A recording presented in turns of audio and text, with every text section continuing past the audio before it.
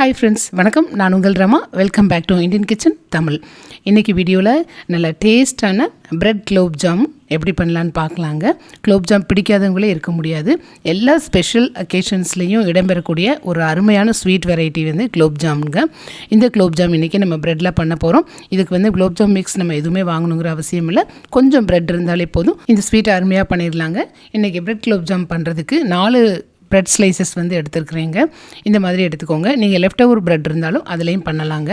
இப்போ இந்த ப்ரெட் எல்லாத்தையுமே வந்து எட்ஜஸ்ட் கட் பண்ணணும் அப்படிங்கிற அவசியம் இல்லைங்க. ஏன்னா நம்ம மிக்சியில் போட்டு நல்லா வந்து பவுடர் பண்ணிக்க போடும். அதனால் வந்து சின்ன சின்ன பீசஸாக இந்த மாதிரி கட் பண்ணிவிட்டு ஒரு மிக்சி ஜாரில் இதை மாதிரி சேர்த்துக்கோங்க. சேர்த்துட்டு பல்ஸ் மோடில் போட்டு இதை வந்து நல்லா உதுத்து வச்சுக்கணுங்க. தூள் தூளாக இந்த மாதிரி ஆக்கிக்கோங்க. ரொம்ப அரைச்ச மாதிரி பண்ணிடக்கூடாது. இந்த மாதிரி உதிரி உதிரியாக இருக்கணுங்க. அப்போ தான் நம்ம இதில் வந்து பால் விட்டு பிசைகிறப்ப வந்து கரெக்டான கன்சிஸ்டன்சிக்கு வரும். குலோப்ஜாம் வந்து சாஃப்டாக இருக்கும். அதனால் இந்த பதத்துக்கு வந்து நீங்கள் மிக்சியில் அரைச்சிக்கோங்க. இப்போ பார்த்திங்கன்னா கொஞ்சம் கொஞ்சமாக பால் சேர்த்து இதை வந்து ஒரு கெட்டியான பதத்துக்கு வந்து நம்ம பிசைஞ்சிக்கிடணும். கொஞ்சமாக பால் சேர்த்துக்கோங்க, ரொம்ப சேர்த்துடக்கூடாதுங்க. இடையில வந்து இந்த மாதிரி கொஞ்சம் கலந்துட்டு அதுக்கப்புறமா பாலை வந்து சேர்த்துக்கோங்க. இந்த மாதிரி நல்லா வந்து மிக்ஸ் பண்ணிக்கோங்க.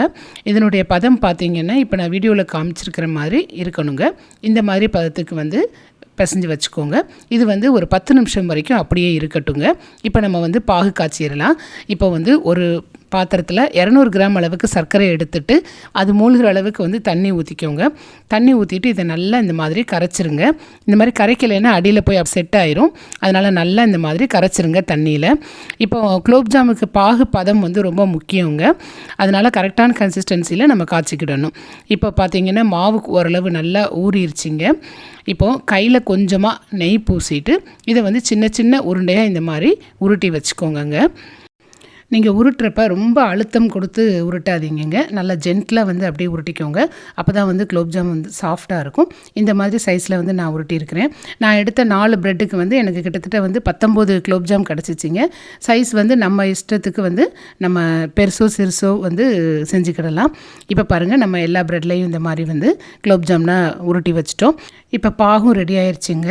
வாசனைக்காக கொஞ்சமாக ஏலக்காய் தூள் சேர்த்துக்கோங்க. கூட சேர்த்துட்டு லேசாக இந்த மாதிரி கலந்து விட்டுருங்க. இப்போ பாகு பதம் பார்த்திங்கன்னா ரொம்ப தண்ணியாகவும் இருக்கக்கூடாதுங்க. லைட்டாக பிசு பிசுப்பாக இருக்கிற மாதிரியான கன்சிஸ்டன்சியில் நம்ம காய்ச்சிக்கிடணும். இப்போ பார்த்திங்கன்னா எண்ணெய் ஒரு பாத்திரத்தில் வச்சுட்டு எண்ணெய் நல்லா சூடானதுக்கப்புறமா ஸ்டவ்வை வந்து நல்லா சிம் பண்ணிவிட்டு எண்ணெயில் எவ்வளோ பிடிக்குமோ அந்த அளவுக்கு குலோப் ஜாமுனை போட்டு நல்லா பொன்னிறமாக பொரிச்சு எடுங்க. அவ்வளோதாங்க. இதை வந்து ஃப்ளேமை ரொம்ப கம்மி பண்ணி வச்சுக்கோங்க, இல்லாட்டி டக்குன்னு வந்து கருகிரும். இப்போது இந்த மாதிரி கன்சிஸ்டன்சியில் நம்ம பொரிச்சா போதுங்க. இப்போ அதே மாதிரி அடுத்த பேட்ச் வந்து இருக்கிற குலோப் ஜாம்ஸை அப்படியே வந்து போட்டு பொரிச்சு எடுத்துருங்க.